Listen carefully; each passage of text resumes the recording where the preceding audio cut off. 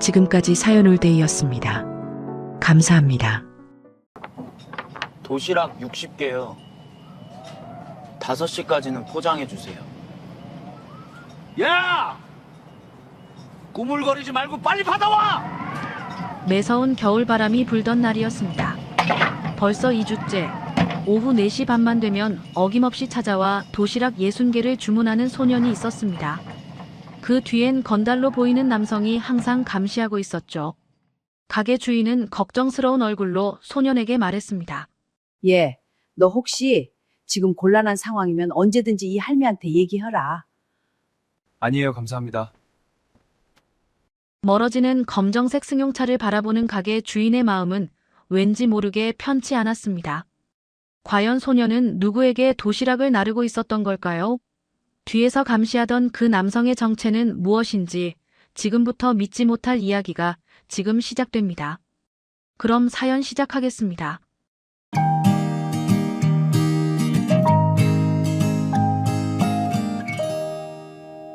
매서운 겨울바람이 시장 골목을 훑고 지나가는 오후였습니다. 좌판 위에 놓인 생선들은 칼바람에 꽁꽁 얼어붙어 있었고 상인들은 두꺼운 점퍼깃을 세운 채 손을 호호 불어가며 자리를 지키고 있었죠. 군고구마 굽는 냄새와 순대 삶는 김이 골목 가득 피어올랐지만 그 온기도 오늘따라 유독 얄팍하게 느껴지는 날이었습니다.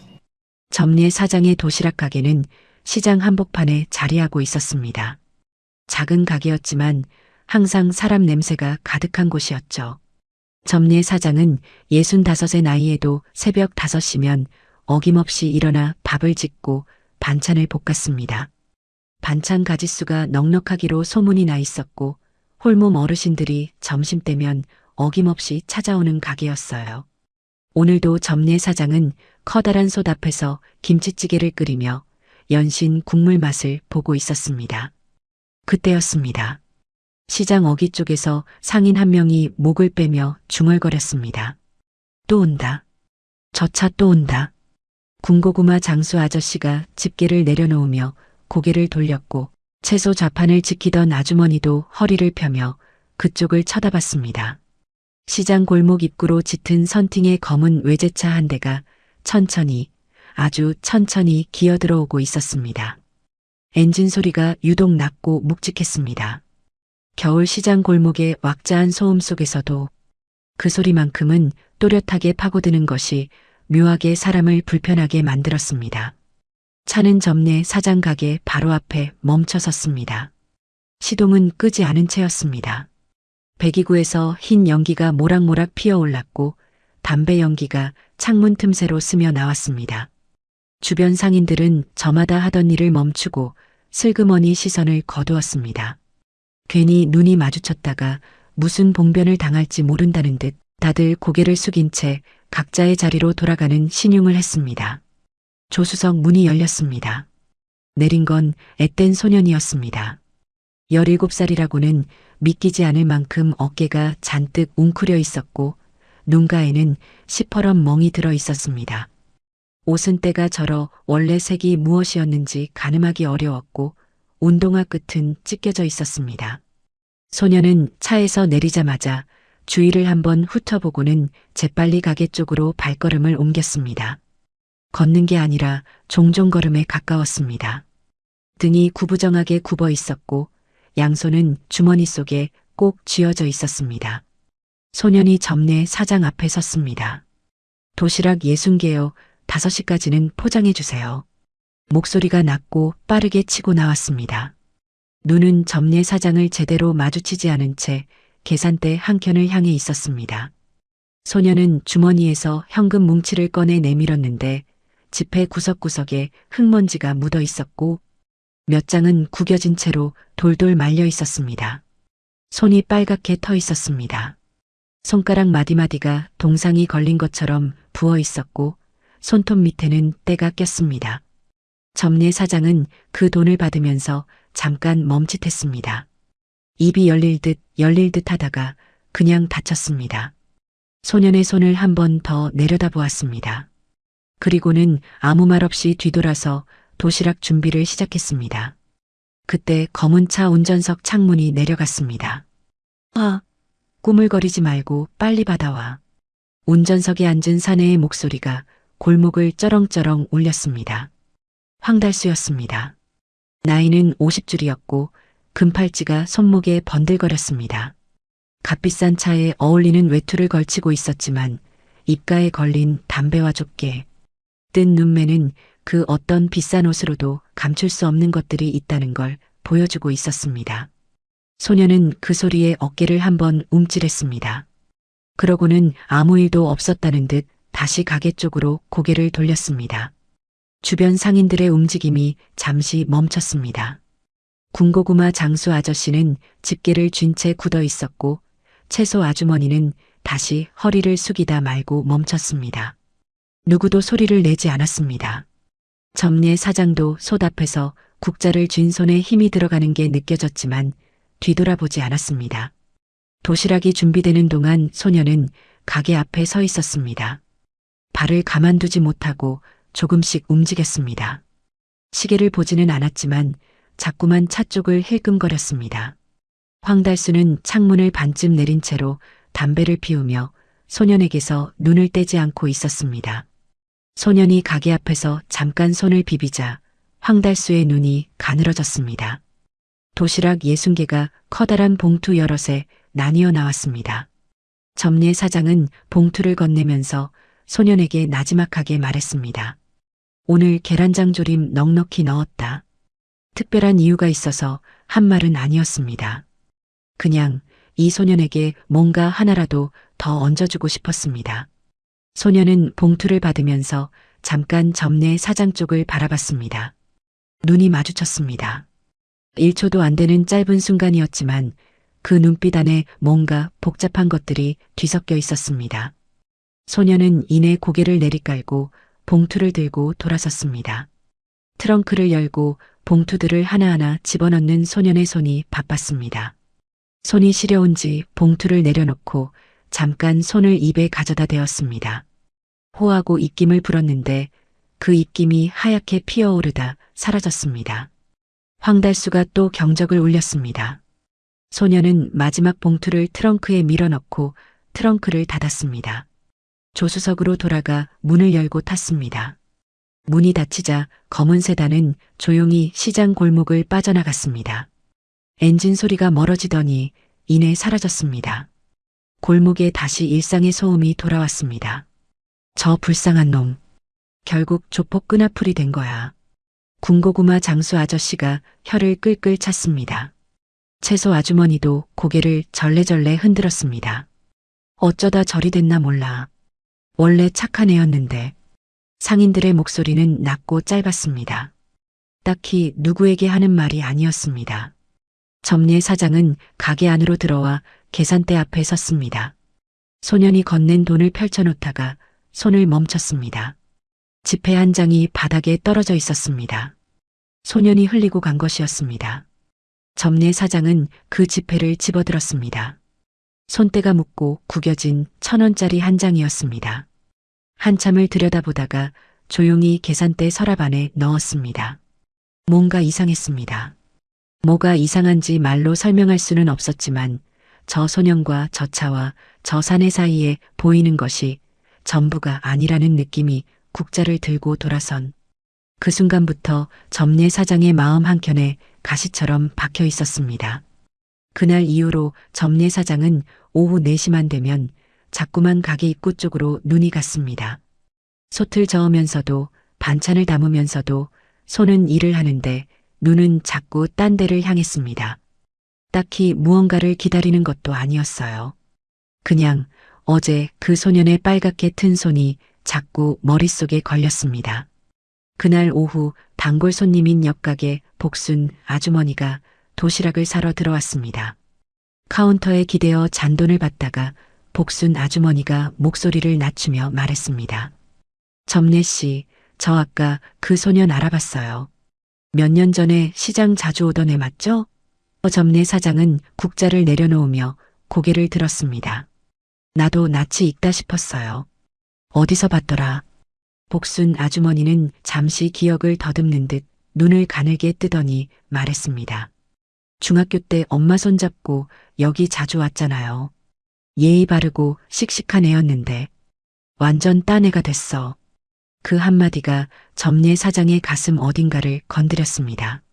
기억이 떠올랐습니다. 몇 년 전의 시우였어요. 엄마 손을 꼭 잡고 시장 골목을 걸어오던 소년. 반찬 고르는 엄마 옆에서 이거 맛있어요? 라고 눈을 반짝이며 물어보던 아이였죠. 점례 사장이 계란말이 한 조각을 집어주면 두 손으로 받아들고 감사합니다라고 꾸벅 인사하던 그 소년. 목소리가 맑았고 웃음이 해맑았습니다. 그 아이가 저 소년과 같은 아이라는 게 쉽게 겹쳐지지 않았어요. 다음 날도 그 다음 날도 소년은 어김없이 나타났습니다. 오후 4시 30분. 시계처럼 정확했습니다.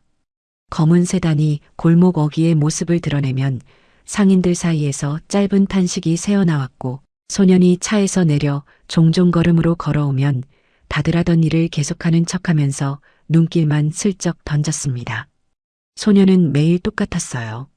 고개를 약간 숙이고 걸음은 빠르고 눈은 가게와 차 사이를 오갔습니다.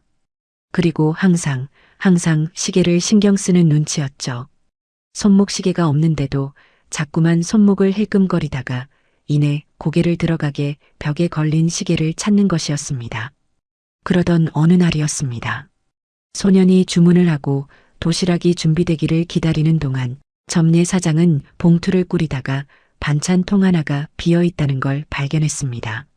시금치나물이 떨어져 있었어요. 작은 일이었지만 점례 사장은 괜히 미안한 마음에 소년 쪽을 한번 돌아봤습니다. 소년은 가게 앞에 서서 차 쪽을 보고 있었는데 그 표정이 심상치 않았습니다. 얼굴이 하얗게 질려 있었어요. 황달수가 창문을 내리고 뭔가를 중얼거리고 있었고 소년은 그 소리를 들으며 입술을 꼭 다문 채 미동도 하지 않았습니다. 점례 사장은 얼른 냉장고에서 계란장 조림을 더 꺼내 봉투에 눌러 담았습니다. 반찬 하나가 빠진 자리를 채우고도 남을 만큼 넉넉하게 소년에게 봉투를 건네면서 아무 말도 하지 않았어요. 소년도 말이 없었습니다. 그런데 봉투를 받아드는 순간 소년의 눈이 봉투 안을 한번 들여다봤습니다. 그리고 아주 잠깐 굳어있던 입꼬리가 실처럼 가늘게 움직였습니다. 웃음이라고 부르기도 민망한 아주 작은 움직임이었지만 그게 전부였죠. 소년은 이내 돌아서서 트렁크로 향했습니다. 그 다음 날은 옆가게 철물점 영감님이 소년에게 말을 걸었습니다. 이봐 학생, 어디 사는 애야? 집이 어딘가? 별 뜻 없이 건넨 말이었어요. 시장 사람들이 낯선 이에게 의뢰 던지는 시계 말이었죠. 그런데 제 대답이 나오기도 전에 검은 차 창문이 내려가더니 황달수의 목소리가 골목을 갈랐습니다. 영감, 쓸데없이 참견하지 마쇼. 우리 일에 끼어들면 안 좋아. 차갑고 낮은 목소리였습니다. 철물점 영감님은 입을 다물었고 주변에 있던 상인들도 하나둘 시선을 거뒀습니다. 소년은 그 자리에서 고개를 푹 숙인 채 아무 말도 하지 않았어요. 그리고 며칠 뒤 사건이 벌어졌습니다. 소년이 도시락 봉투들을 트렁크에 싣다가 봉투 하나를 바닥에 떨어뜨렸습니다. 봉투가 열리면서 도시락 몇 개가 바닥으로 굴러나왔어요. 소년이 허겁지겁 주저앉아 도시락을 주워 담으려던 그 순간 황달수가 차에서 내렸습니다. 걸어오는 발소리가 느리고 묵직했습니다. 소년은 그 발소리를 들으면서도 고개를 들지 못하고 바닥에 도시락을 집어 담는 손을 더 빠르게 놀렸습니다. 황달수는 소년 옆에 서더니 바닥에 굴러다니는 도시락 하나를 발로 툭 걷어찼습니다. 도시락이 골목 구석으로 나뒹굴었습니다. 이것도 제대로 못해? 멍청한 놈. 낮게 내뱉은 말이었지만 골목에 있던 사람들 귀에는 다 들렸어요. 소년은 아무 말도 하지 않았습니다. 발로 걷어차인 도시락 쪽으로 기어가 그것도 주워들었습니다. 무릎이 차가운 시멘트 바닥에 닿는 소리가 났습니다. 점례 사장은 가게 앞에 서서 그 장면을 보고 있었습니다. 앞치마를 두 손으로 꽉 쥐었어요. 손마디가 하얗게 되도록 쥐었습니다. 옆에서 복순 아주머니가 작게 혀를 찾고 군고구마 장수 아저씨는 집게를 쥔 손을 내리며 입술을 굳게 다물었습니다. 누구 하나 선뜻 나서지 못했어요. 소녀는 바닥에 도시락을 다 주워 담고 트렁크에 넣었습니다. 트렁크를 닫는 순간 소년의 옆얼굴이 보였어요. 눈가가 빨개져 있었습니다. 하지만 소녀는 손등으로 눈을 훔치지도 고개를 돌리지도 않았습니다. 그냥 그대로 조수석 문을 열고 탔습니다. 문이 닫혔습니다. 검은 세단이 떠나고 골목에는 아까 도시락에서 흘러나온 밥알 몇 개가 바닥에 남아 있었어요. 그날 밤 점례 사장은 가게 문을 닫고 혼자 카운터 앞에 앉아 있었습니다. 낮에 소년이 흘리고 간 1,000원짜리 지폐를 서랍에서 꺼내 손바닥 위에 올려놓았어요. 쭈글쭈글하고 손때가 깊이 밴 지폐였습니다. 이걸 버는 게 저 소년에게 얼마나 고된 일이었을지 점례 사장은 한참 동안 그 지폐를 들여다봤습니다. 저 아이를 저대로 두면 안 됩니다. 더 늦기 전에 누군가 끊어줘야 합니다. 말로 꺼낸 것도 아니었고 누구에게 한 다짐도 아니었어요. 그냥 마음속에서 단단하게 굳어가는 무언가가 있었습니다. 점례 사장은 지폐를 다시 서랍 안에 넣고 불을 껐습니다. 다음 날도 점례 사장은 새벽 5시에 일어났습니다. 밥을 짓고 반찬을 볶고 도시락통을 닦으면서도 어젯밤 서랍에 넣어둔 1,000원짜리 지폐가 자꾸 눈앞에 어른거렸습니다. 손은 움직이는데 머릿속은 딴 곳에 가 있었어요. 시장이 열리고 손님이 드나드는 동안에도 점례 사장은 4시가 가까워질수록 자꾸 시계를 올려다봤습니다. 그날도 어김없이 검은 세단이 나타났습니다. 그런데 그날은 뭔가 달랐습니다. 차가 골목 어귀에 멈추자마자 황달수가 먼저 내렸습니다. 소년이 내리기도 전에 황달수가 차 앞쪽에 팔짱을 끼고 서서 가게 쪽을 바라봤습니다. 값비싼 외투 안으로 금팔찌가 번들거렸고 선글라스를 낀 채였습니다. 겨울 오후의 흐린 하늘 아래 선글라스를 끼고 있다는 것 자체가 묘하게 위압적이었어요. 소녀는 황달수보다 반박자 늦게 내리더니 눈도 마주치지 않고 곧장 가게 쪽으로 걸어왔습니다. 도시락 60개요. 오늘도 5시까지요. 목소리가 평소보다 더 낮았습니다. 점례 사장은 알겠다고 대답하면서 소년 뒤쪽으로 황달수를 슬쩍 봤습니다. 황달수는 팔짱을 낀 채 꼼짝 않고 서 있었어요. 소년이 가게 앞에 서 있는 내내 그쪽을 지켜보고 있었습니다. 눈을 떼지 않았습니다. 마치 소년이 누군가와 말이라도 나눌까봐 감시하는 것처럼 그 시선이 소년의 등에 박혀 있었습니다. 점례 사장이 따뜻한 물 한 잔을 들고 가게 밖으로 나왔습니다. 춥지? 이거라도 마셔. 소년 쪽으로 컵을 내밀었습니다. 소년이 손을 뻗으려는 순간이었습니다. 검은 차에서 경적이 울렸습니다. 짧고 날카로운 소리였습니다. 소년의 손이 멈췄습니다. 뻗으려던 손을 거두어 옆구리에 붙이고는 점례 사장 쪽을 잠깐 봤습니다. 미안하다는 건지 괜찮다는 건지 알 수 없는 눈빛이었어요. 그리고 고개를 돌렸습니다. 점례 사장은 컵을 든 채 그 자리에 서 있었습니다. 따뜻한 물에서 김이 올라와 허공으로 사라졌습니다. 상인들 사이에서 황달수에 대한 이야기가 조금씩 오가기 시작한 건 그 무렵이었습니다. 채소 좌판 아주머니가 조심스럽게 꺼낸 말이었습니다. 나 저 차 번호 적어뒀어요. 아는 사람한테 좀 알아봐 달라고 했는데. 복순 아주머니가 목소리를 낮추며 받았습니다. 뭐가 나왔어요? 채소 아주머니는 잠시 뜸을 들이다 말했습니다. 그게 조회가 잘 안 된다고 하더라고요. 골목이 잠깐 조용해졌습니다. 누군가 낮게 혀를 찼습니다. 군고구마 장수 아저씨는 그날 오후 시장 어귀 쪽 CCTV 위치를 한번 올려다봤습니다. 카메라 각도가 골목 안쪽을 향해 있어서 입구에 서는 검은 차의 번호판은 제대로 잡히지 않는다는 걸 그때 알았습니다. 아저씨는 아무 말 없이 다시 고구마를 뒤집었습니다. 그날 도시락이 준비되는 동안 황달수가 전화를 받았습니다. 차에 기댄 채 통화를 하는 황달수의 목소리가 바람결에 실려왔습니다. 크게 말하는 게 아니었는데도 골목에 찬 공기를 타고 몇 마디가 흘러들어왔습니다. 곧 정리돼. 조금만 기다려. 그 말이 끝나자마자 황달수가 소년 쪽을 한번 눈으로 훑었습니다. 소년은 그 시선을 느꼈는지 등이 조금 굳어지는 것 같았습니다. 발끝을 내려다보며 아무것도 못 들은 척 서 있었어요.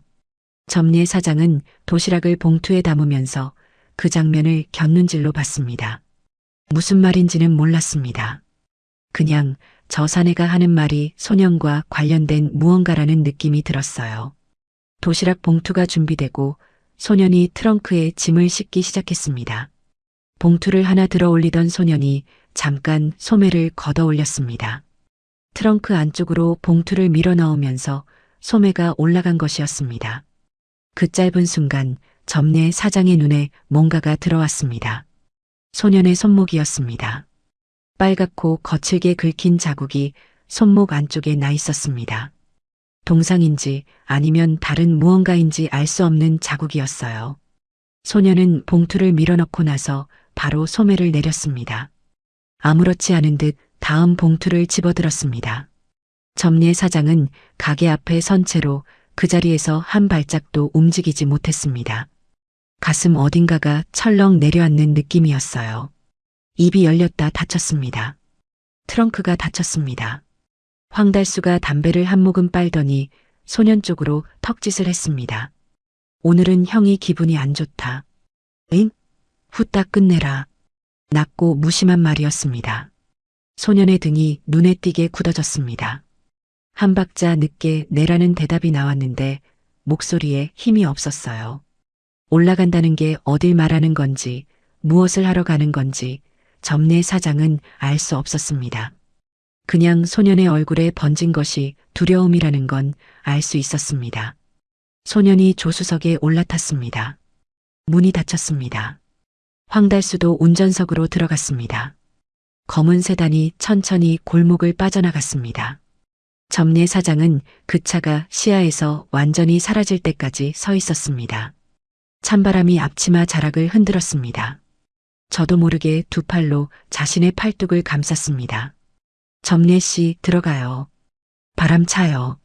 복순 아주머니가 옆에서 말했습니다. 점례 사장은 그제야 발을 뗐습니다. 가게 안으로 들어오면서 아까 소년의 손목에서 본 그 자국이 머릿속에서 지워지지 않았습니다. 손목을 감싸는 기다란 소매, 그리고 그 안에 감춰진 것들. 점례 사장은 행주를 들고 카운터를 닫기 시작했습니다. 손이 움직이는데 눈은 허공에 고정돼 있었습니다. 저 소년에게 보이는 것 말고 다른 무언가가 있다는 생각이 자꾸만 커졌습니다. 며칠이 지났습니다. 점례 사장은 그 사이 소년의 손목에서 본 자국을 복순 아주머니에게도 군고구마 장수 아저씨에게도 말하지 않았습니다. 말로 꺼내면 괜히 더 커질 것 같았어요. 그냥 가슴 안에 넣어두고 매일 오후 4시를 기다렸습니다. 그날은 소년이 늦었습니다. 4시 30분이 지나고 40분이 지나도 검은 세단이 나타나지 않았습니다. 점례 사장은 도시락을 다 싸놓고 가게 입구 쪽을 보며 서 있었어요. 평소라면 벌써 왔을 시간이었습니다. 혹시 오늘은 안 오는 건가 싶은 생각이 들 무렵 골목 어귀에서 엔진 소리가 들렸습니다. 검은 세단이었습니다. 그런데 평소와 달리 차가 골목 안으로 깊숙이 들어오더니 가게 바로 앞이 아닌 조금 비껴난 자리에 급하게 멈춰 섰습니다. 타이어가 시멘트 바닥을 긁는 소리가 났습니다. 차가 완전히 멈추기도 전에 운전석 문이 열렸습니다. 황달수였습니다. 평소와 달리 외투도 제대로 걸치지 않은 채였어요. 와이셔츠 소매를 걷어 올리고 차에서 내리더니 곧장 조수석 문을 열었습니다. 소년이 내리기도 전에 황달수의 손이 소년의 팔을 낚아챘습니다. 소년이 발이 꼬인 채로 차 밖으로 끌려 나왔습니다. 돈이 왜 이것밖에 없어? 황달수의 고함이 골목을 쩌렁쩌렁 울렸습니다. 오후 시장의 소란스러운 소음이 그 소리 하나에 뚝 끊겼습니다. 생선 손질하던 손이 멈추고 좌판 정리하던 발이 멈추고 군고구마 뒤집던 집게가 허공에서 멈췄습니다. 다들 하던 것을 멈춘 채 그쪽을 바라봤어요. 소녀는 황달수한테 팔을 잡힌 채 서 있었습니다. 아무 말도 하지 않았습니다. 입술을 꼭 다물고 시선을 바닥으로 내리깐 채였어요. 황달수가 소년의 팔을 흔들며 다시 소리쳤습니다. 내가 얼마 가져오라고 했어? 이게 그 금액이야? 소년은 대답하지 않았습니다. 황달수의 손이 소년의 멱살을 잡았습니다. 그때 군고구마 장수 아저씨가 한 발 앞으로 나섰습니다. 집게를 쥔 손을 들며 입을 열려던 순간 황달수가 그쪽으로 눈을 한번 돌렸습니다. 말 한마디 없이 그냥 봤을 뿐인데 그 눈빛 하나에 아저씨의 발이 그 자리에 붙어버렸습니다. 반 발짝 나갔다가 다시 제자리로 돌아왔어요. 아저씨는 입을 다물고 집게를 내렸습니다. 스스로도 그 순간이 부끄러웠는지 고개를 옆으로 돌렸습니다. 황달수가 소년의 뺨을 갈겼습니다. 소리가 났습니다. 손바닥과 뺨이 부딪히는 소리가 겨울 골목에서 선명하게 울렸습니다. 소년의 몸이 옆으로 휘청거렸고 땅에 손을 짚으며 쓰러지지 않으려 버텼습니다. 어깨가 떨렸습니다. 소년은 고개를 들지 않았습니다. 맞은 뺨을 손으로 감싸지도 않았어요. 그냥 그 자리에서 무릎을 굽힌 채 한 손으로 땅을 짚고 버텼습니다. 점례 사장은 앞치마를 두 손으로 움켜쥐었습니다. 손마디가 하얗게 질리도록 쥐었지만 발이 떨어지지 않았습니다.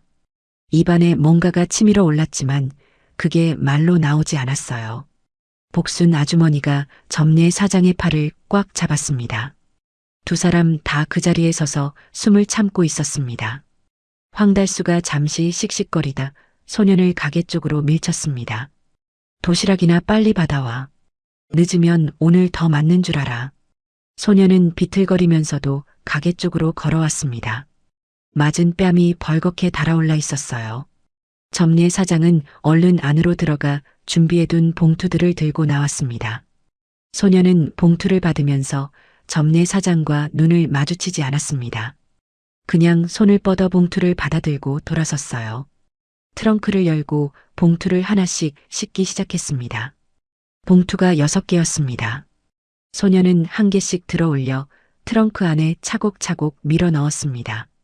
손이 떨렸지만 봉투는 흐트러지지 않게 가지런히 넣었습니다. 도시락이 쏟아지지 않도록 봉투 위치를 하나하나 맞추는 손길이었어요. 황달수가 차 옆에서 담배를 피우며 그 모습을 내려다봤습니다.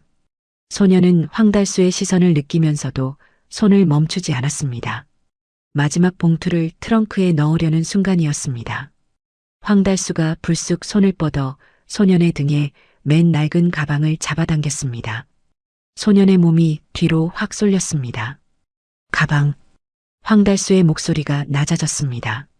낮아진 목소리가 오히려 더 섬뜩했습니다. 소년은 그 순간 몸을 돌리더니 가방을 앞으로 돌려 두 팔로 감싸 안았습니다. 가슴에 꼭 끌어안은 채로 뒤로 한 발 물러섰습니다. 가방은 낡고 색이 바랬습니다. 끈이 해져 있었고 지퍼 부분은 테이프로 여러 번 붙인 흔적이 있었어요. 어떻게 봐도 귀한 물건이 들어있을 것 같은 가방이 아니었습니다. 그런데 소년은 그 가방을 놓지 않았습니다. 황달수가 손을 뻗어 가방을 잡아당겼습니다. 소년이 발을 땅에 박고 버텼습니다. 운동화 끝이 시멘트 바닥에 끌렸습니다. 이건 안 돼요. 소년의 목소리가 처음으로 높아졌습니다. 그동안 한 번도 맞받아치지 않던 소년이었습니다. 뺨을 맞아도 팔을 잡혀 끌려도 한마디 대꾸 없이 고개를 숙이던 소년이었어요. 그런데 가방만큼은 달랐습니다. 소년은 두 팔로 가방을 감싸 안은 채 온몸으로 버텼습니다. 목에 핏줄이 섰습니다. 황달수가 코웃음을 쳤습니다. 그거 내놔. 어차피 쓸모없는 거야. 다시 가방을 잡아당겼습니다. 소년이 뒤로 밀리면서도 가방을 놓지 않자 황달수의 표정이 굳어졌습니다. 눈빛이 달라졌어요. 아까까지의 환한 얼굴이 아니라 뭔가를 계산하는 듯한 차가운 눈이었습니다. 바로 그때였습니다. 거기, 아저씨, 꺼 뭔 일인지는 모르겠는데. 자꾸 그렇게 때리고 하면 경찰 불러불어요. 점례 사장의 목소리가 골목을 갈랐습니다. 황달수가 고개를 들었습니다. 점례 사장은 휴대폰을 손에 쥔 채 가게 앞에 서 있었습니다. 손이 떨렸지만 눈은 흔들리지 않았어요. 황달수가 점례 사장 쪽을 한번 훑어봤습니다. 그리고 피식 웃으며 소년에게서 손을 놓았습니다. 소년이 그 순간 점례 사장 쪽을 봤습니다. 눈이 마주쳤습니다. 소년의 눈 안에 뭔가가 가득 차 있었습니다. 그게 무엇인지 말로 설명할 수는 없었지만 점례 사장을 향해 아주 작게 고개를 저었습니다. 하지 말라는 것인지 됐다는 것인지 알 수 없는 신호였어요. 황달수가 소년의 팔을 잡고 차 쪽으로 끌었습니다. 소년은 끌려가면서도 가방만은 가슴에서 떼지 않았습니다. 조수석 문이 닫히고 황달수가 운전석으로 들어갔습니다. 검은 세단이 급하게 출발했습니다. 타이어 소리가 골목에 울리더니 차가 사라졌습니다. 골목이 조용해졌습니다. 아무도 말이 없었어요. 점례 사장은 손에 쥔 휴대폰을 내려다봤습니다. 화면에는 아무것도 눌러지지 않은 채였습니다. 경찰에 전화하려다 소년의 눈빛에 멈춰버린 것이었어요. 소년이 고개를 젓던 그 모습이 자꾸만 눈앞에 어른거렸습니다. 점례 사장은 천천히 가게 안으로 들어갔습니다. 카운터 앞에 앉아 휴대폰을 테이블 위에 올려놓고 한참 동안 그것을 바라봤습니다. 저 소년을 이대로 두면 안 된다는 생각이 이번에는 훨씬 무겁고 단단하게 내려앉았습니다. 점례 사장은 그날 밤 잠을 이루지 못했습니다. 천장을 보다가 돌아눕고 돌아누웠다가 다시 천장을 봤어요. 소년의 뺨을 때리던 소리가 귓속에서 자꾸 울렸습니다. 손바닥과 뺨이 부딪히던 그 소리가 조용한 방 안에서 자꾸만 되살아났습니다. 소년이 쓰러지지 않으려고 땅을 짚던 손도 가방을 가슴에 끌어안고 버티던 모습도 점례 사장을 향해 작게 고개를 젓던 눈빛도 눈을 감으면 더 선명하게 떠올랐어요. 새벽 2시가 넘었을 때 점례 사장은 자리에서 일어났습니다. 부엌에 나와 물을 한 잔 마시고 식탁 앞에 앉았습니다. 휴대폰을 들었다가 내려놓고 또 들었다가 내려놓았습니다. 경찰에 신고하면 소년이 더 힘들어질까? 그냥 두면 저 아이가 더 다칠까? 두 생각이 밤새 엎치락 뒤치락했습니다. 그리고 다음 날 오후가 됐습니다. 시장은 평소처럼 돌아갔습니다. 손님이 드나들고 흥정 소리가 오가고 국 끓는 냄새가 골목을 가득 채웠어요. 점례 사장도 평소처럼 솥 앞에 섰습니다. 그러나 손이 움직이는 내내 눈은 자꾸 시계로 갔습니다. 4시, 4시 10분, 4시 20분, 4시 30분이 됐습니다. 골목 어귀가 조용했습니다. 오늘도 어김없이 저 검은 차가 올 것이었습니다. 점례 사장은 국자를 내려놓고 앞치마에 손을 닦았습니다. 그러고는 조용히 휴대폰을 꺼내 손에 쥐었습니다. 어젯밤 내내 망설이던 일이었습니다.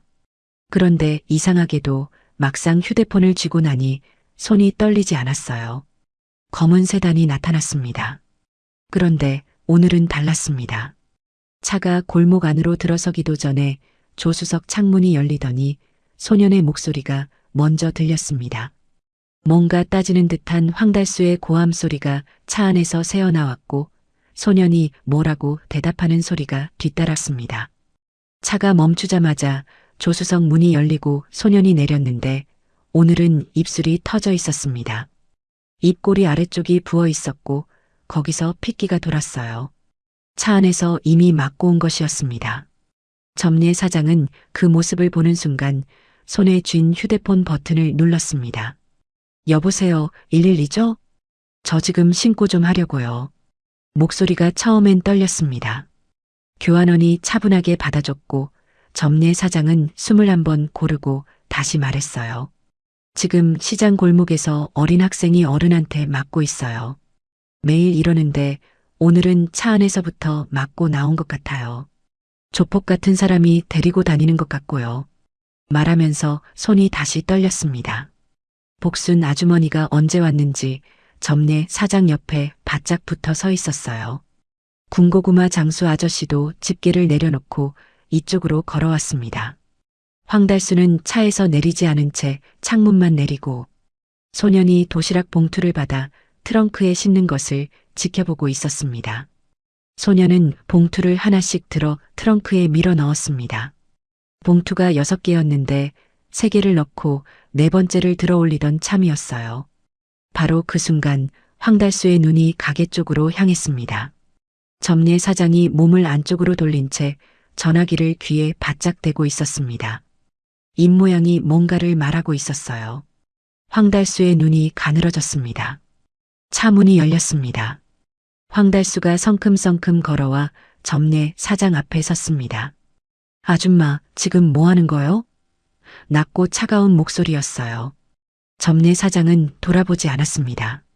경찰이요. 지금 신고 중이에요. 왜요? 황달수의 얼굴이 순식간에 굳어졌습니다. 야, 빨리 타. 고함이 골목을 울렸습니다. 소년이 4번째 봉투를 트렁크에 밀어 넣으려다 멈칫했습니다.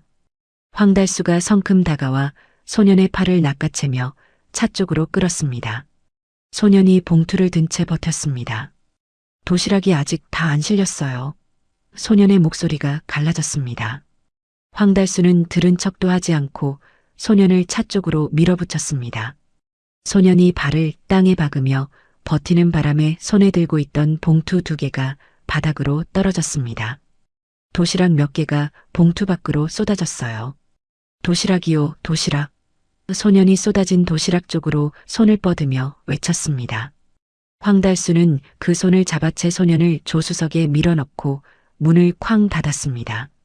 바닥에는 봉투 2개와 쏟아진 도시락들이 그대로 남았습니다. 군고구마 장수 아저씨가 말없이 쪼그려 앉아 도시락을 주워 담기 시작했습니다. 복순 아주머니도 옆에 무릎을 굽혔습니다. 아무도 말이 없었어요. 손만 움직였습니다. 검은 세단은 이미 골목을 빠져나가고 있었습니다. 타이어가 시멘트 바닥을 긁으며 하얀 연기를 남겼고 차는 골목을 빠져나가 큰 길로 꺾어들었습니다. 점례 사장이 전화기에 대고 외쳤습니다. 지금 출발했어요. 검은 외제차예요. 짙은 선팅이고요. 교환원이 차종과 방향을 묻는 소리가 들렸습니다. 점례 사장은 슬리퍼를 신은 채로 골목 어귀까지 뛰어나갔습니다. 찬바람이 얼굴을 때렸지만 멈추지 않았어요. 저기 큰 길에서 오른쪽으로 꺾었어요. 재개발 단지 쪽이에요. 골목에 남아있던 상인들이 서로 얼굴을 마주봤습니다. 복순 아주머니가 떨어진 도시락을 집어들다가 손을 멈췄습니다. 바닥에 쏟아진 도시락들 사이로 밥알이 흩어져 있었어요. 군고구마 장수 아저씨가 그 자리에 쪼그려 앉아 도시락을 주워 담기 시작했습니다. 아무 말 없이 그냥 손을 움직였습니다. 경찰차 사이렌 소리가 멀리서 들려오기 시작한 건 그로부터 채 5분도 지나지 않아서였습니다. 검은 세단은 큰 길을 빠른 속도로 달리고 있었습니다. 차 안에서 황달수는 백미러를 연신 확인하며 욕설을 내뱉었습니다. 사이렌 소리가 점점 가까워지자 핸들을 꺾어 골목길로 들어섰고 또 꺾고 또 꺾었습니다. 차가 심하게 흔들렸습니다. 소년은 조수석에서 손잡이를 꽉 쥔 채 버텼습니다. 차가 급하게 방향을 바꿀 때마다 몸이 옆으로 쏠렸습니다. 머리가 창문에 부딪혔어요. 소년은 그 와중에도 뒤쪽을 돌아봤습니다. 트렁크였습니다. 차가 흔들릴 때마다 트렁크 안에서 도시락 봉투들이 쏠리는 소리가 났습니다. 소년은 입술을 꽉 깨물었습니다. 차 안에 혼자 탄 것처럼 황달수를 보지 않고 그냥 정면을 봤어요. 쏟아지면 안 되는데. 소년이 중얼거린 말이었습니다. 황달수는 듣지 못했습니다. 아니, 들었어도 신경 쓰지 않았겠죠. 소년은 한 손을 뒤로 뻗어 트렁크와 뒷좌석 사이 틈새를 손바닥으로 막았습니다. 봉투가 더 쏠리지 않도록 버티려는 것이었어요. 차가 또 한 번 급하게 꺾였고 소년의 몸이 앞으로 쏠렸습니다. 그래도 손을 거두지 않았습니다. 시계가 4시 58분을 가리키고 있었습니다. 소녀는 손목도 없는 시계를 보는 것처럼 창밖을 봤습니다. 해가 기울고 있었어요. 겨울 해는 짧아서 5시가 되면 금세 어두워졌습니다. 소년의 눈가가 뜨겁게 달아올랐습니다. 참으려고 입술을 더 세게 깨물었지만 뺨을 타고 무언가가 흘러내렸습니다. 소년은 닦지 않았습니다. 그냥 정면을 봤습니다. 사이렌 소리가 점점 더 가까워졌습니다. 황달수가 또 핸들을 꺾었고 차는 낡은 건물들이 늘어선 재개발 단지 골목으로 들어섰습니다. 가로등도 없는 어두운 골목이었습니다. 차가 속도를 줄이지 않은 채 달렸고 양옆에 낡은 담벼락이 빠르게 스쳐 지나갔습니다. 골목 끝에서 차가 멈췄습니다. 재개발 단지 골목 끝에서 검은 세단이 멈췄습니다. 사이렌 소리가 멀지 않은 곳에서 울리고 있었어요. 황달수는 백미러를 한번 보더니 차 문을 열고 내렸습니다. 그리고 뛰었습니다. 외투 자락을 나부끼며 골목 어둠 속으로 사라지는 데 걸린 시간은 채 몇 초가 되지 않았어요. 차 안에 소년 혼자 남았습니다. 소년은 잠시 그 자리에 있었습니다. 사이렌 소리가 점점 가까워지는 것을 들으면서 조수석에 앉은 채 트렁크 쪽을 돌아봤습니다. 그러고는 차 문을 열었습니다. 트렁크로 돌아가 문을 열었어요. 봉투 4개가 안에 있었습니다. 소년이 떨리는 손으로 봉투를 하나씩 꺼냈습니다. 터진 입술에서 피가 조금 번져 있었고 뺨은 아까 맞은 자리가 아직 부어 있었어요. 그래도 손을 멈추지 않았습니다. 봉투 4개를 두 손에 나눠 들고 건물 쪽으로 걸음을 옮겼습니다. 연립주택이었습니다. 오래된 건물이었어요. 외벽 군데군데 시멘트가 떨어져 나가 있었고 녹슨 철제 난간이 삐뚤게 기울어져 있었습니다. 출입구 위에 달린 형광등은 켜져 있는 건지 꺼져 있는 건지 모를 만큼 희미하게 깜빡이고 있었어요. 건물 앞에 쌓인 쓰레기 봉투 위로 찬바람이 지나가면서 비닐 소리가 났습니다. 오가는 사람 하나 없는 골목이었습니다. 소녀는 그 건물 안으로 들어갔습니다. 계단이 가팔랐습니다.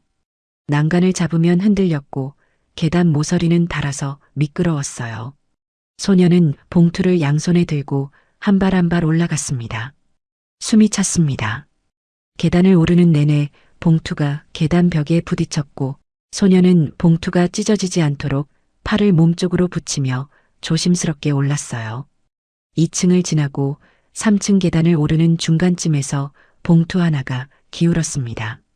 안에서 도시락이 쏠리는 느낌이 손바닥으로 전해졌습니다. 소년이 순간적으로 무릎을 구부려 봉투 밑을 받쳤습니다. 무릎이 계단 모서리에 부딪혔습니다. 소년은 이를 악물고 일어섰습니다.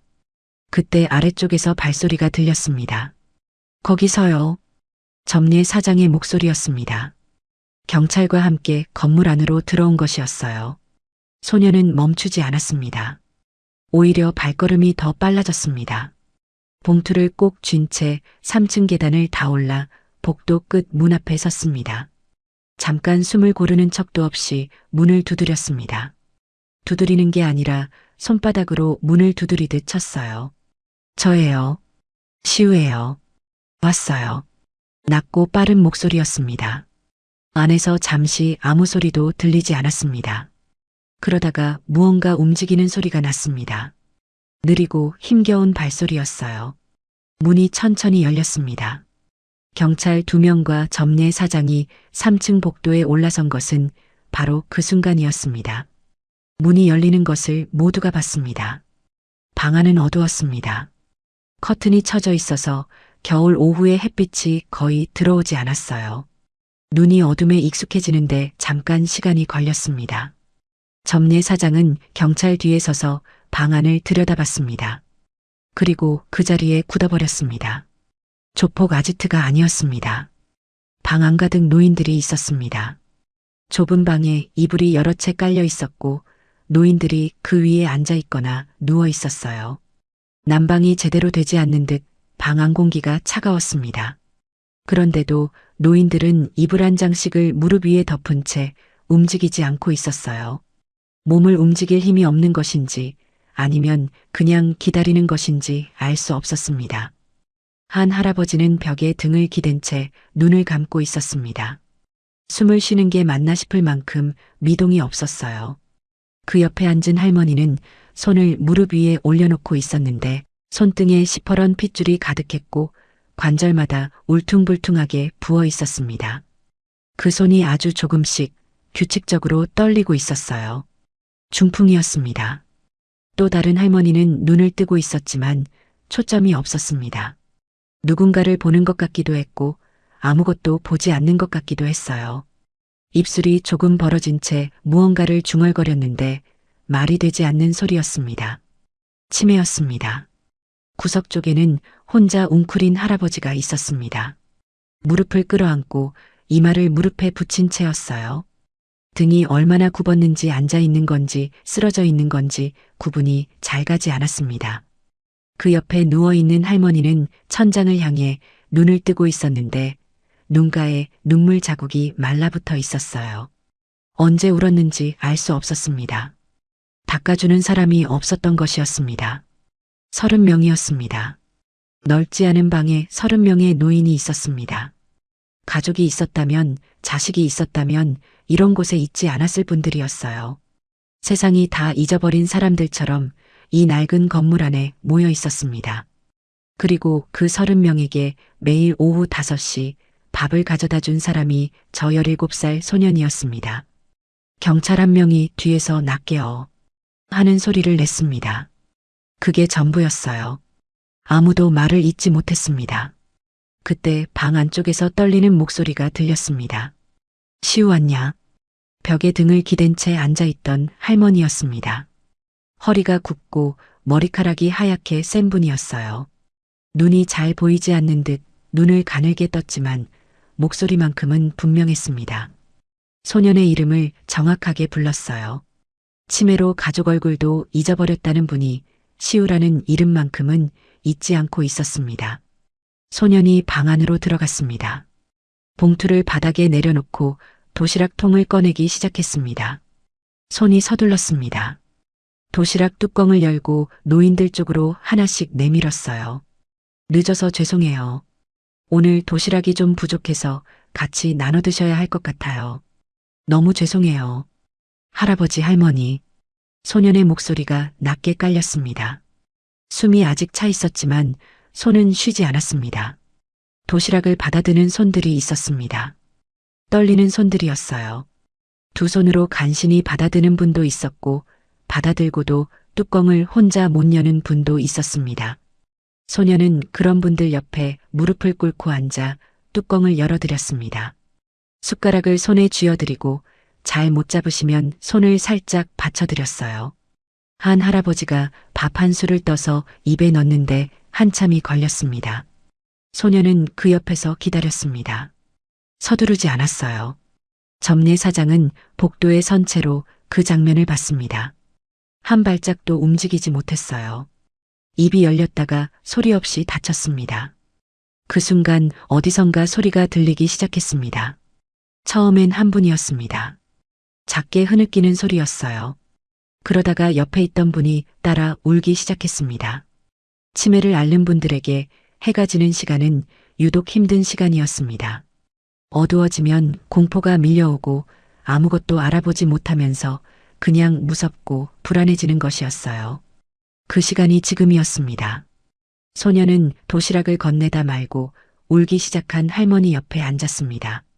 할머니의 손을 두 손으로 감쌌습니다. 뼈만 남은 것처럼 앙상한 손이었어요. 할머니, 저 왔어요. 시우 왔어요. 나지막한 목소리였습니다. 할머니의 흐느낌이 조금 잦아들었습니다. 소년은 손을 놓지 않은 채 옆에 앉아 있었어요. 복도에 서 있던 점례 사장의 눈가가 달아올랐습니다. 뜨거운 것이 눈 안쪽에서 차올랐지만 점례 사장은 손으로 입을 막은 채 그냥 서 있었습니다. 경찰 한 명이 무전기를 들었고 다른 한 명은 방 안으로 들어가 노인들 상태를 확인하기 시작했습니다. 해가 기울면서 방 안이 조금 더 어두워졌습니다. 소년은 그 어둠 속에서 도시락을 하나씩 건네며 노인들 곁에 앉아 있었습니다. 경찰도 점례 사장도 한동안 아무 말도 하지 못했어요. 경찰이 황달수를 붙잡은 건 그날 밤이었습니다. 재개발 단지 골목 어둠 속으로 도망쳤던 황달수는 멀리 가지 못했어요. 골목 끝 담벼락 앞에서 경찰에게 막혔습니다. 연행될 때 황달수는 아무 말도 하지 않았습니다. 그냥 입을 꾹 다문 채 수갑이 채워지는 것을 내려다봤어요. 금팔찌가 번들거리는 손목 위로 수갑이 채워졌습니다. 경찰서 취조실에서도 황달수는 처음에 버텼습니다. 그 애는 내 친한 친구의 아들이요. 친구가 죽고 돌봐줄 사람이 없어서 내가 보살피며 심부름 좀 시킨 것뿐이요. 듣기에 따라 그럴듯하게 들릴 수도 있는 말이었어요. 황달수는 태연하게 앉아서 그 말을 반복했습니다. 형사가 시우의 멍든 얼굴 사진을 테이블 위에 내려놓았습니다. 황달수는 잠깐 봤다가 시선을 돌렸어요. 눈 하나 깜짝하지 않았습니다. 그때 소년의 가방 속 서류들이 테이블 위에 펼쳐졌습니다. 연립주택 권리증이 먼저 나왔습니다. 그 다음 낡은 장부, 그리고 구겨진 채로 접혀있던 서류 한 장이 나왔어요. 형사가 그 서류를 천천히 펼쳐 테이블 위에 올려놓자 황달수의 눈이 잠깐 흔들렸습니다. 아주 짧은 순간이었지만 그 눈빛의 변화는 분명했습니다. 차용증이었습니다. 소년 아버지의 이름으로 된 차용증이었어요. 거액이 적혀 있었고 서류 아래쪽에는 지장이 찍혀 있었습니다. 형사가 문서 감식 결과를 함께 내밀었습니다. 지장이 찍힌 잉크의 색깔이 나머지 글씨와 달랐고 지장 위치가 글씨와 어울리지 않게 비뚤어져 있었어요. 다른 서류 사이에 몰래 끼워 넣어 찍게 한 것이 분명했습니다. 감식 결과는 명백했어요. 위조였습니다. 황달수가 입술을 굳게 다물었습니다. 어떻게 된 일인지는 소년의 입을 통해 조금씩 밝혀졌습니다. 취조실 옆방 소파에 앉은 소년은 형사의 질문에 낮은 목소리로 천천히 대답했어요. 점례 사장은 그 옆에 앉아 있었습니다. 아무 말도 하지 않고 그냥 옆에 있었어요. 황달수는 소년 시우 아버지와 같은 고향에서 나고 자란 친구였습니다. 어릴 때부터 함께 뛰어놀았고 청년이 되어서도 서로 집에 드나들던 사이였어요. 시우가 어렸을 때 황달수 아저씨라고 부르며 따랐을 만큼 두 사람의 우정은 오래되고 깊은 것이었습니다. 시우 아버지는 그 우정을 한 번도 의심하지 않았어요. 황달수가 처음부터 나쁜 마음을 품었던 건 아니었습니다. 두 사람 사이가 틀어진 건 재개발 이야기가 흘러나오면서부터였어요. 시우 아버지가 갖고 있는 낡은 연립주택 일대가 재개발 구역에 포함된다는 소문이 돌았습니다. 재개발이 확정되면 건물 보상금이 어마어마하게 나온다는 말도 함께였어요. 황달수는 부동산 일을 하며 그 바닥 정보에 밝았습니다. 소문이 도는 수준이 아니라 거의 확정이나 다름없다는 걸 남들보다 먼저 알았어요. 황달수는 그 순간부터 계산이 빨라졌습니다. 시우 아버지는 몇 년 전 재산을 털어 그 연립주택을 마련했습니다. 갈 곳 없는 노인들이 거리로 내몰린다는 소식을 듣고 그냥 지나치지 못했던 것이었어요. 돈이 될 것을 생각한 게 아니라 그냥 그렇게 해야 한다고 생각했습니다. 황달수는 그런 친구를 오래전부터 곁에서 봐왔습니다. 그런데 그 순수한 마음이 만들어낸 건물이 수억 원짜리 보상금을 품고 있다는 사실을 알게 된 순간 황달수의 눈에서 친구의 얼굴이 지워지기 시작했어요. 황달수는 처음엔 건물을 팔라고 했습니다. 적당한 값을 제시했어요. 시우 아버지는 거절했습니다. 노인들이 나갈 곳이 없다고 했어요. 황달수가 2번, 3번 찾아와 더 높은 금액을 불렀지만 시우 아버지의 대답은 매번 같았습니다. 그 어르신들 나가면 갈 곳이 없어. 황달수는 그 말이 이해되지 않았습니다. 아니, 이해하고 싶지 않았어요. 그때부터 황달수의 마음속에서 오랜 우정이 천천히 썩어 들어가기 시작했습니다. 황달수는 계획을 세웠습니다. 시우 아버지가 글을 잘 읽지 못한다는 것을 오래전부터 알고 있었어요. 어릴 때부터 봐온 친구였으니까요. 보증을 부탁한다며 찾아간 날 황달수는 보증 서류 사이에 가짜 차용증을 몰래 끼워 넣었습니다. 차용증 내용은 시우 아버지가 황달수에게 1억 원을 빌렸고 연이자는 24%라는 것이었어요. 시우 아버지는 친구가 내미는 서류니까 믿었습니다. 도장을 찍었어요. 그것만이 아니었습니다. 며칠 뒤 황달수는 시우 아버지 통장에 1억 원을 입금했습니다. 그러고는 찾아와 말했어요. 미안한데 내가 돈을 잘못 입금했는데 말이야. 현찰로 뽑아서 줄 수 있어? 시우 아버지는 의심하지 않았습니다. 친구가 부탁하는 일이었으니까요. 그 다음날 시우 아버지는 시우를 데리고 은행에 갔습니다. 시우는 아버지 옆에서 그 장면을 다 봤어요. 창구 직원이 건네는 두툼한 현찰 봉투를, 그것을 받아드는 아버지의 손을, 그리고 그 봉투가 황달수의 손으로 넘어가는 것을 그때는 몰랐습니다. 그게 무엇을 의미하는지. 황달수는 이체 내역을 만든 것이었어요. 서류상으로는 황달수가 시우 아버지에게 1억을 줬다는 기록이 남았고 가짜 차용증과 맞아떨어지는 증거가 완성됐습니다. 처음부터 끝까지 짜놓은 판이었어요. 얼마 지나지 않아 황달수가 시우 아버지를 찾아왔습니다. 미안하다. 사업이 완전히 망했어. 나 중국으로 도망가야 할 것 같아. 내가 보증인이라 빚이 넘어갈 수 있으니까 너도 당분간 숨어 있어. 그 말을 남기고 연락이 끊겼습니다. 그리고 얼마 지나지 않아 낯선 사람들이 찾아오기 시작했어요. 처음엔 2명이었습니다. 다음엔 3명이 왔어요.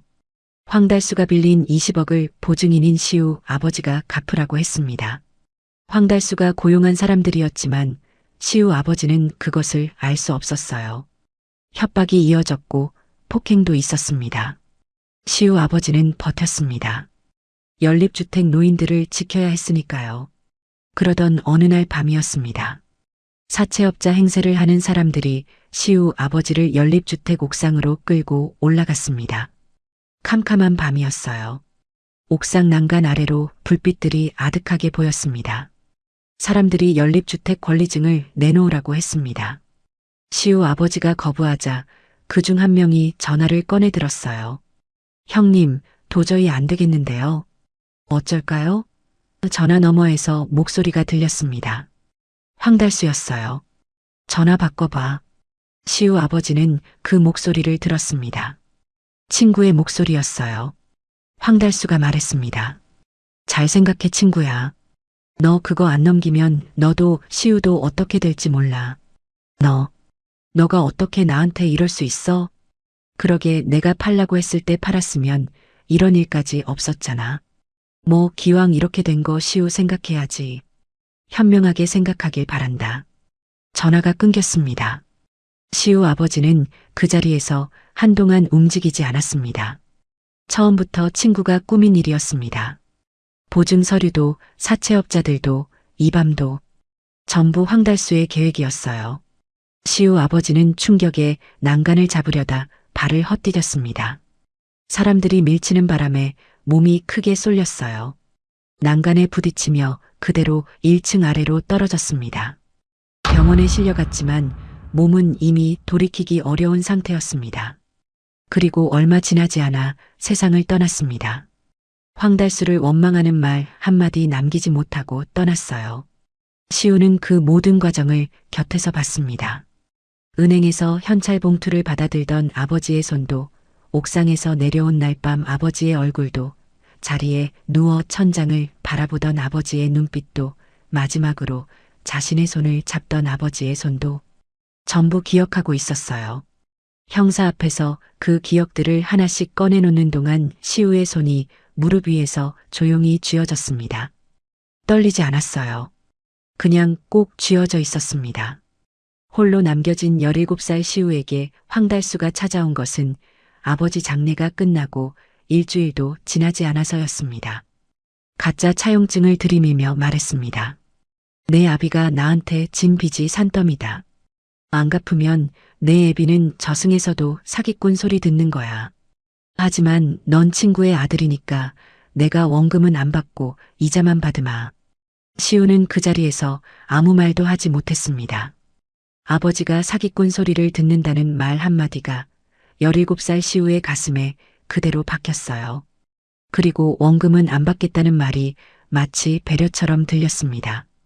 그게 황달수가 노린 것이었어요. 시우가 거부하지 못하도록, 도망치지 못하도록 교묘하게 올가맨 것이었습니다.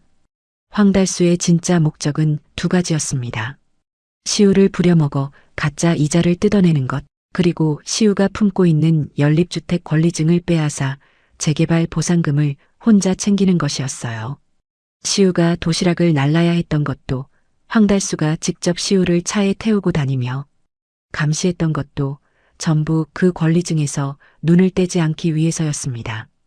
형사가 1년 넘게 뜯긴 돈의 총액을 말했습니다. 3,200만 원이었어요.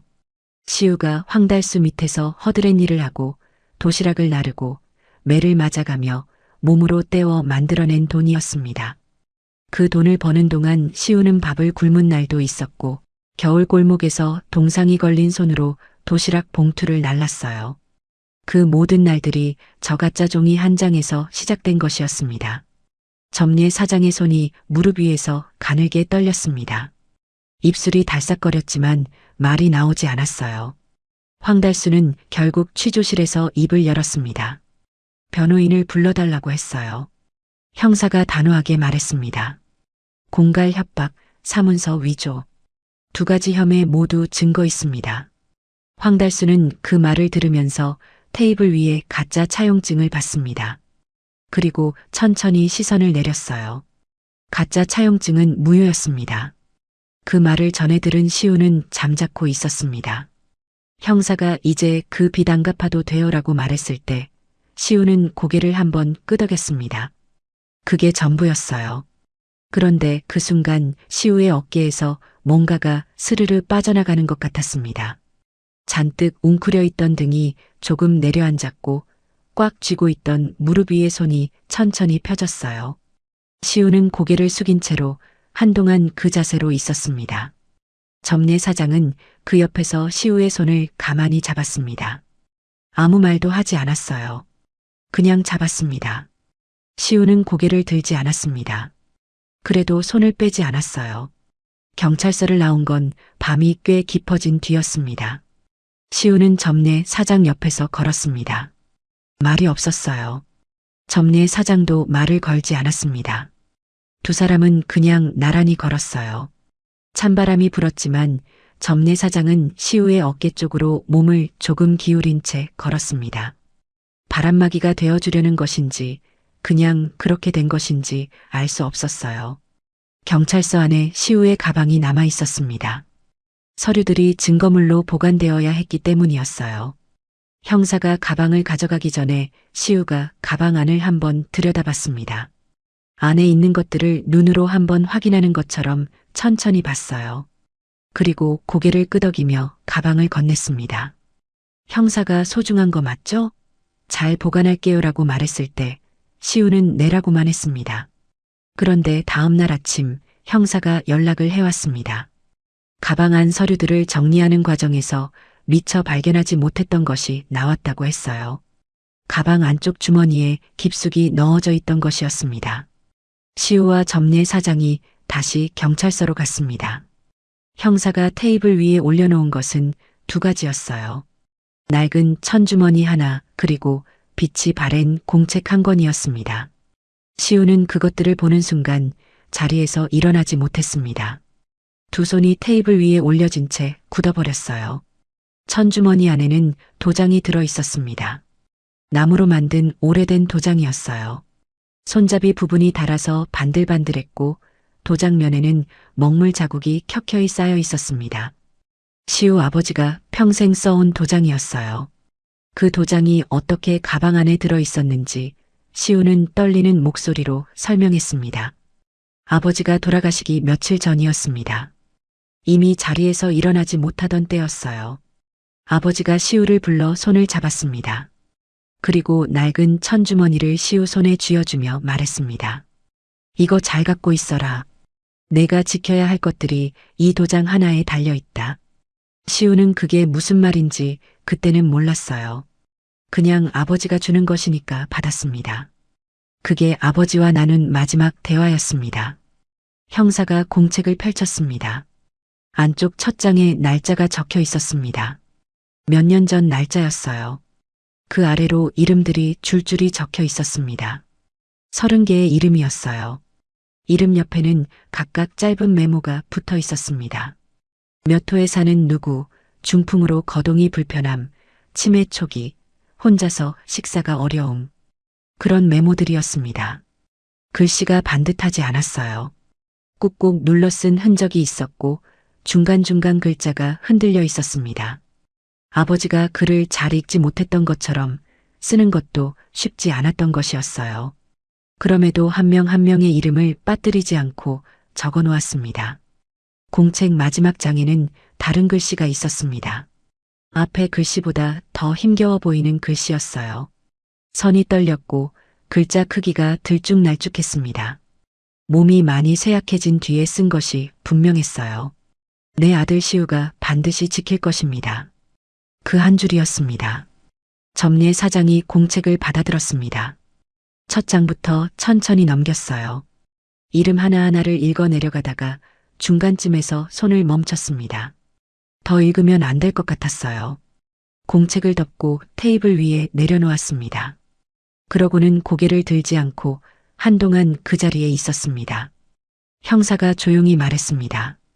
이 장부 덕분에 연립주택 소유권 분쟁에서 시우 씨 쪽이 유리해질 겁니다. 아버님이 노인분들과 맺은 약속이 공식적으로 기록된 문서니까요.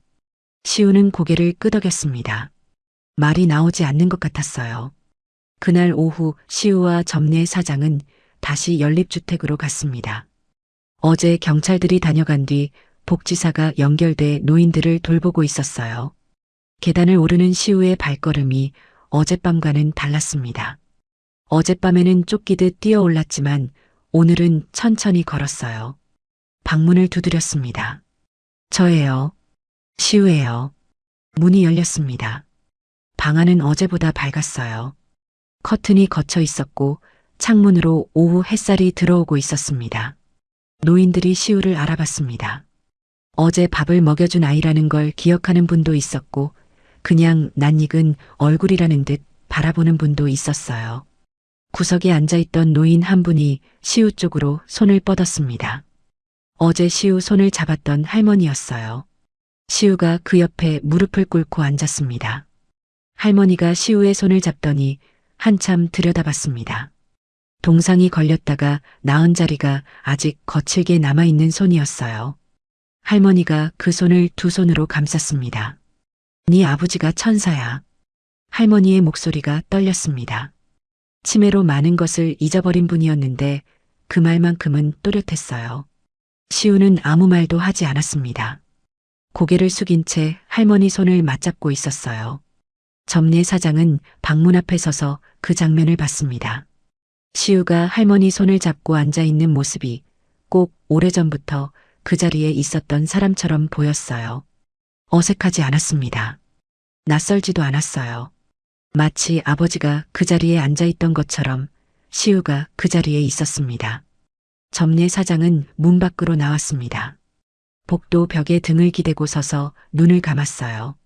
눈 안쪽이 뜨겁게 달아올랐습니다. 참으려고 고개를 위로 들었지만 소용없었습니다. 뜨거운 것이 볼을 타고 흘러내렸어요.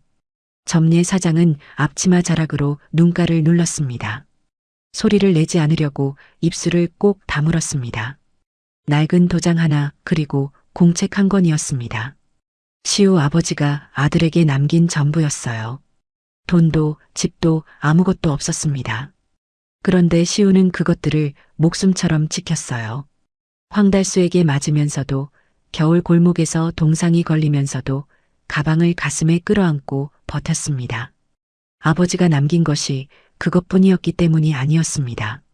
아버지가 그것들에 담아둔 것이 무엇인지 시우는 알고 있었으니까요. 방 안에서 노인들의 소리가 들렸습니다. 시우가 뭔가를 말하는 소리, 할머니가 웃는 소리였어요. 작고 가느다란 웃음소리였지만 복도까지 들렸습니다. 점례 사장은 앞치마 자락을 내리고 눈가를 한 번 더 닦았습니다. 그러고는 다시 방문 쪽으로 걸어갔어요. 연립주택을 나온 건 해가 완전히 진 뒤였습니다. 시우와 점례 사장은 나란히 걸었어요. 어제도 그제도 말없이 걸었지만 오늘의 침묵은 결이 달랐습니다. 무겁지 않았어요. 그냥 조용했습니다. 점례 사장은 걸으면서 가끔 시우 쪽을 흘끔거렸습니다. 시우는 앞을 보며 걸었어요. 발걸음이 며칠 전보다 조금 달라져 있었습니다. 등이 예전처럼 잔뜩 웅크려 있지 않았어요. 시장으로 돌아오는 길이었습니다. 골목 어귀에 접어드는 순간 점례 사장의 발이 멈칫했습니다. 시장 상인들이 나와 있었어요. 가게 문을 닫을 시간이 한참 지났는데도 다들 그 자리에 서 있었습니다. 군고구마 장수 아저씨, 채소 좌판 아주머니, 철물점 영감님, 복순 아주머니, 낮에 시우를 손가락질하던 사람들이 저녁 찬바람을 맞으며 골목 입구에 서 있었습니다. 경찰서에서 무슨 일이 있었는지 소문이 돌았던 것이었어요. 시장이라는 곳이 원래 그랬습니다. 말이 빠르게 퍼졌고 사람들은 그 말을 듣고 각자의 방식으로 반응했어요. 시우가 골목 안으로 들어서자 상인들의 시선이 일제히 쏠렸습니다. 아무도 말을 꺼내지 않았어요. 그냥 봤습니다. 시우도 멈춰섰습니다. 어색한 침묵이 골목을 채웠어요. 먼저 움직인 건 복순 아주머니였습니다. 앞으로 나서더니 시우 앞에 서서 입을 열었습니다. 나 너한테 할 말이 있어. 목소리가 평소보다 낮았어요. 조폭 끈아풀이라고 했어? 내가. 미안하다 시우야. 짧은 말이었지만 꺼내는데 용기가 필요했던 말이었어요. 복순 아주머니의 눈이 빨개져 있었습니다. 채소 아주머니가 그 뒤를 이었습니다. 나도 뒤에서 수군거렸어. 나쁜 길 들었다고. 미안해. 철물점 영감님은 말을 잇지 못하고 그냥 시우의 어깨를 한번 두드렸습니다. 손이 크고 거칠었어요. 툭 하고 어깨에 얹었다가 거두는 손이었는데 그 짧은 온기가 시우의 어깨에서 느껴졌습니다. 그때 군고구마 장수 아저씨가 시우 앞으로 걸어왔습니다. 아저씨는 말이 없었습니다. 그냥 시우 앞에 서서 고개를 숙였어요. 꾸벅하고 허리를 굽혔습니다. 2번이나 나서려다 못 나섰어. 그때 내가 막아줬어야 했는데. 목소리가 떨렸습니다. 시우는 아무 말도 하지 않았어요. 그냥 아저씨를 봤습니다. 그때 점례 사장이 시우 앞으로 걸어왔습니다. 시우 손을 잡았습니다. 2 손으로 감쌌어요. 동상이 걸렸다 나은 자리가 아직 거칠게 남아있는 손이었습니다. 점례 사장의 손도 거칠었어요. 새벽부터 솥을 잡고 국자를 쥐고 살아온 손이었습니다. 2 손이 맞잡혔습니다. 점례 사장의 입이 열렸습니다. 그런데 말이 나오지 않았어요. 한번 삼키고 또 삼키고 그래도 말이 나오지 않았습니다. 눈가가 뜨겁게 달아올랐어요. 참으려고 고개를 들었지만 소용없었습니다. 뜨거운 것이 볼을 타고 주르륵 흘러내렸어요. 점례 사장은 그냥 그 자리에 무릎을 꿇었습니다. 시장 바닥이었어요. 차갑고 딱딱한 시멘트 바닥이었습니다. 불쌍한 것. 겨우 그 2마디가 나왔습니다. 목이 메어서 더 이어지지 않았어요. 점례 사장은 시우의 손을 꼭 쥔 채 고개를 숙였습니다. 어깨가 들썩였어요. 너 혼자 30명의 부모를 얻고 그 악마 밑에서 살았구나. 말이 끊겼다가 이어졌습니다. 이 할미가 눈이 멀어서 너를 신고했어. 그 말이 끝나기도 전에 점례 사장의 울음이 터졌습니다. 소리가 났어요. 참으려 했지만 나왔습니다. 시우는 점례 사장을 내려다봤습니다. 무릎을 꿇은 채 우는 점례 사장을. 시우의 눈가도 빨개졌습니다. 입술이 떨렸어요. 시우가 천천히 무릎을 굽혔습니다. 점례 사장 앞에 함께 무릎을 꿇고 앉으며 말했습니다. 아니에요. 목소리가 갈라졌어요. 사장님이 신고 안 했으면 저 오늘 못 버텼어요. 골목이 조용해졌습니다. 상인들이 고개를 숙였어요. 누가 먼저랄 것도 없이 다들 눈가를 훔쳤습니다. 군고구마 장수 아저씨는 고개를 돌렸습니다. 어깨가 조금 떨렸어요. 옆 가게 할머니 한 분이 시우 옆으로 다가왔습니다. 허리가 굽은 분이었어요. 시우 손을 잡더니 동상이 걸렸다 나은 손가락들을 두 손으로 감쌌습니다. 그러고는 손가락에 입김을 불었습니다. 호호. 따뜻한 입김이 시우의 손가락 위에 닿았어요. 할머니는 아무 말도 하지 않았습니다. 그냥 불었어요. 시우는 그 손을 빼지 않았습니다. 황달수가 수갑이 채워진 채 경찰차에 실려 골목 앞을 지나간 건 그 무렵이었습니다. 경찰차가 천천히 골목을 빠져나가는 동안 상인들의 시선이 그쪽으로 향했어요. 시우는 보지 않았습니다. 고개를 돌려 연립주택 방향을 바라봤어요.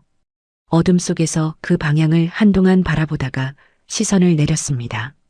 점례 사장이 일어섰습니다. 눈가를 앞치마로 닦고 골목을 한번 둘러봤어요. 상인들의 얼굴을 하나씩 봤습니다. 그러고는 크게 숨을 한번 들이쉬더니 말했습니다. 오늘 가게 문 닫는다. 다 같이 이에 밥 먹입시다. 목소리가 아까보다 훨씬 컸어요. 울고 난 뒤의 목소리였지만 흔들리지 않았습니다. 상인들이 웃었습니다. 복순 아주머니가 내가 김치찌개 끓일게요라고 했고 채소 아주머니는 벌써 가게 안으로 뛰어들어갔어요. 철물점 영감님은 아무 말 없이 점례 사장 가게 안으로 의자를 옮기기 시작했습니다. 군고구마 장수 아저씨는 고구마 구이판을 들고 와 가게 앞에 놓으며 말했어요. 고구마는 내가 담당이다. 웃음소리가 골목에 번졌습니다. 시우는 그 자리에 서서 상인들이 움직이는 것을 봤습니다. 누군가 등을 밀었습니다. 복순 아주머니였어요. 뭐해 들어가야지. 등을 한번 툭 밀고는 먼저 가게 안으로 들어갔습니다. 시우가 가게 안으로 들어갔습니다. 불이 켜졌습니다. 좁은 가게 안이 사람들로 가득 찼어요. 국 끓는 냄새가 피어오르고 웃음소리와 말소리가 뒤섞였습니다. 점례 사장은 솥 앞에 서서 국자를 들었어요. 손이 더 이상 떨리지 않았습니다. 시우는 구석자리에 앉아 그 풍경을 봤어요. 아무 말도 하지 않았습니다. 그냥 오래 봤습니다. 겨울이 가고 봄이 왔습니다. 시장 골목에 햇살이 돌아왔어요.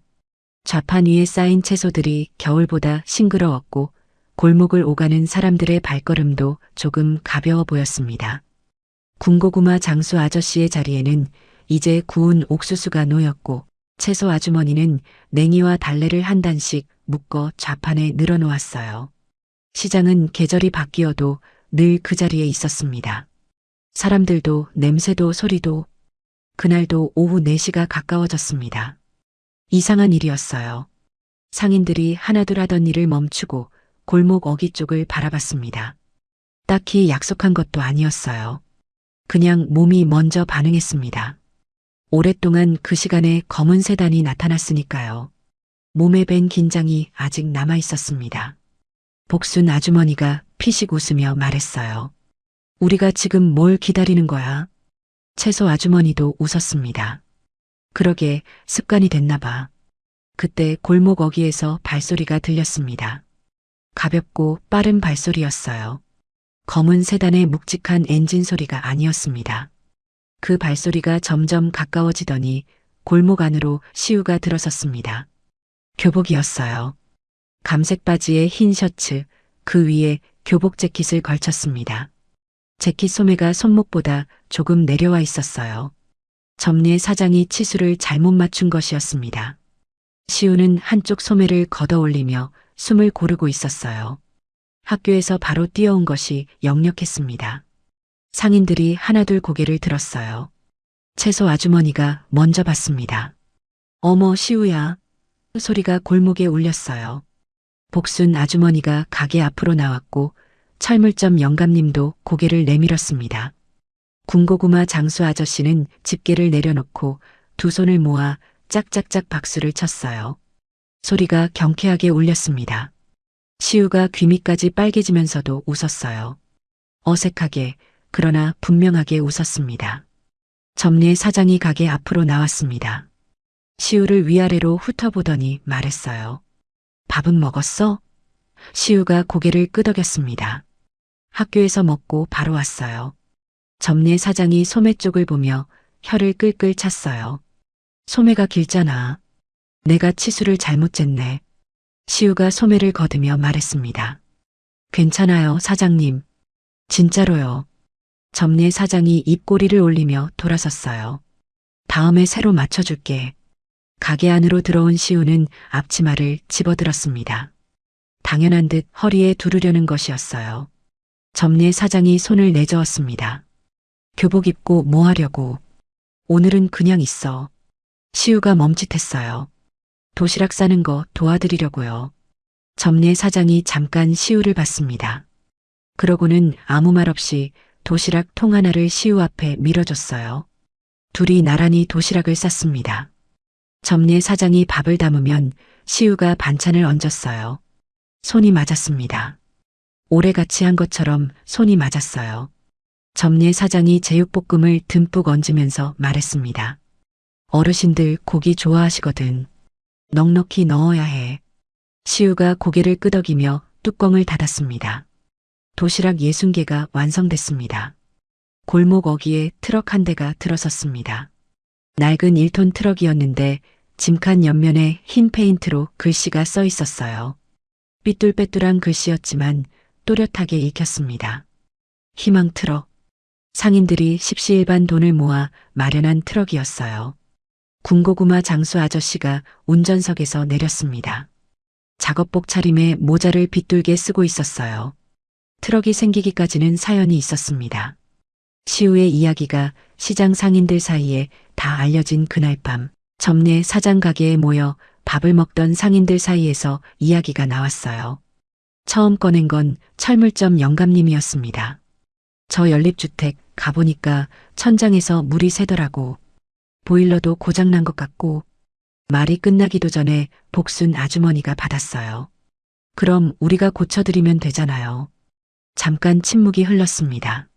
그러다 누군가 얼마나 들까라고 물었고 철물점 영감님이 내가 자재원가로 대게라고 했어요. 그날 밤 돈 이야기가 오갔습니다. 각자 낼 수 있는 만큼을 말했어요. 많지 않았지만 모이니까 됐습니다. 그 후 2달 동안 시장 상인들이 주말마다 연립주택으로 갔습니다. 철물점 영감님이 앞장서서 보일러를 고쳤고 군고구마 장수 아저씨는 천장 방수 작업을 했어요. 복순 아주머니와 채소 아주머니는 방 안 청소를 맡았습니다. 곰팡이가 쓴 벽을 새로 칠했고 깨진 창문을 갈았어요. 낡은 장판을 걷어내고 새 장판을 깔았습니다. 시우도 그 자리에 있었어요. 학교 마치고 오는 날이면 어김없이 나타나 페인트 붓을 들거나 짐을 날랐습니다. 연립주택 외벽에 꼭 그림 벽화가 생긴 건 그 무렵이었습니다. 채소 아주머니 딸이 그림을 잘 그린다고 해서 불러왔어요. 노란 개나리와 분홍 진달래가 낡은 외벽을 타고 올라가는 그림이었습니다. 작업이 끝난 날 노인 한 분이 창가에 앉아 그 벽화를 오래 바라봤어요. 아무 말도 하지 않았습니다. 그냥 봤어요. 그리고 희망 트럭 동호회가 만들어졌습니다. 점례 사장이 먼저 제안했어요. 우리가 돌아가면서 도시락 배달하면 어떨까? 시우 혼자 하게 둘 수는 없잖아. 상인들이 찬성했습니다. 요일을 나눴어요. 월요일은 군고구마 장수 아저씨, 화요일은 복순 아주머니, 수요일은 철물점 영감님. 점례 사장은 매일 도시락을 쌌고 배달은 돌아가며 맡았습니다. 시우는 학교가 없는 날이면 어김없이 조수석에 탔어요. 군고구마 장수 아저씨가 시우 앞에 섰습니다. 그때 2번이나 못 나섰잖아. 이제라도 내가 운전할게. 짧은 말이었지만 오래 품고 있던 말이었어요. 시우가 아저씨를 봤습니다. 감사합니다, 아저씨. 아저씨가 모자를 고쳤으며 고개를 돌렸어요. 귀가 조금 빨개져 있었습니다. 도시락 봉투들을 트럭 짐칸에 실었습니다. 상인들이 하나씩 드러날랐어요. 철물점 영감님이 봉투를 건네면 시우가 받아서 짐칸 안에 가지런히 쌓았습니다. 흔들려도 쏟아지지 않도록 봉투 사이사이에 수건을 끼웠어요. 시우의 손이 익숙하게 움직였습니다. 짐칸 문을 닫기 전에 시우가 잠깐 멈췄습니다. 가게 쪽을 봤어요. 계산대 위에 낡은 액자가 하나 놓여 있었습니다. 점례 사장이 며칠 전에 올려둔 것이었어요. 시우 아버지의 사진이었습니다. 흑백 사진이었고 젊은 시절 찍은 것이었어요. 웃고 있었습니다. 시우는 그 사진을 한동안 봤어요. 입술을 한번 꼭 다물었다가 풀었습니다. 그러고는 짐칸 문을 닫았어요. 시우야. 점례 사장의 목소리가 골목에 울렸습니다. 가게 앞에 서서 봉투 하나를 들고 있었어요. 고기 반찬 넉넉히 넣었다. 이거 따로 가져가. 시우가 봉투를 받아들며 말했습니다. 감사합니다. 목소리가 컸어요. 씩씩했습니다. 오늘은 상인들이 다 나왔습니다. 월요일이라 군고구마 장수 아저씨가 운전을 맡는 날이었지만 다들 배웅하러 나온 것이었어요. 복순 아주머니가 손을 흔들었고 채소 아주머니가 어르신들한테 안부 전해줘요. 라고 외쳤습니다. 철물점 영감님은 말없이 손을 들었어요.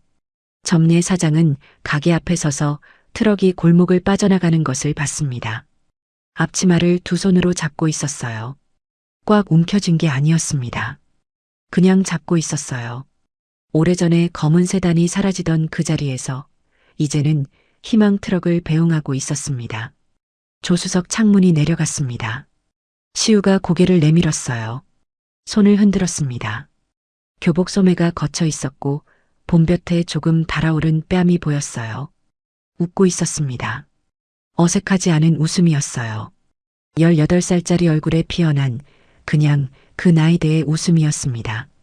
트럭이 골목 끝을 돌아 사라졌습니다. 골목에 봄바람이 지나갔어요. 좌판 위에 냉이 단이 살짝 흔들렸고 점례 사장의 앞치마 자락이 펄럭였습니다. 점례 사장은 그 자리에 서서 트럭이 사라진 골목 끝을 한동안 바라봤어요. 계산대 위에 아버지 사진이 눈앞에 어른거렸습니다. 시우 아버지가 혼자 지키려 했던 것을 이제 시장 골목 전체가 함께 지키고 있었어요. 점례 사장이 천천히 돌아서서 가게 안으로 들어갔습니다. 국자를 들었어요. 솥에서 김이 피어올랐습니다. 오늘도 시장은 따뜻했습니다. 오늘 준비한 이야기 재미있게 들으셨나요? 아버지의 유언 하나를 가슴에 품고 매를 맞으면서도 도시락을 놓지 않았던 17살 시우. 그 작은 등이 짊어진 무게가 얼마나 무거웠을지 생각할수록 마음이 먹먹해집니다. 우리 주변에도 말 못하고 혼자 버티고 있는 누군가가 있지는 않을까요? 때로는 손 한번 잡아주는 것만으로도, 따뜻한 밥 한 끼만으로도 누군가에게 버틸 힘이 생긴다는 것을 시우의 이야기가 보여주고 있습니다. 믿음, 소망, 사랑 중에 제일은 사랑이다 라는 말이 있듯이 결국 세상은 혼자 사는 게 아니더라고요. 사랑의 힘은 정말 위대한 것 같습니다. 여러분의 삶에도 점례 사장 같은 따뜻한 손길이 항상 함께하기를 바랍니다. 이야기가 마음에 드셨다면 잘 들었다고 댓글 하나만 남겨주세요. 여러분의 댓글이 저에게 큰 힘이 됩니다. 그럼 더 좋은 사연으로 다시 뵙겠습니다. 지금까지 사연올데이였습니다. 감사합니다.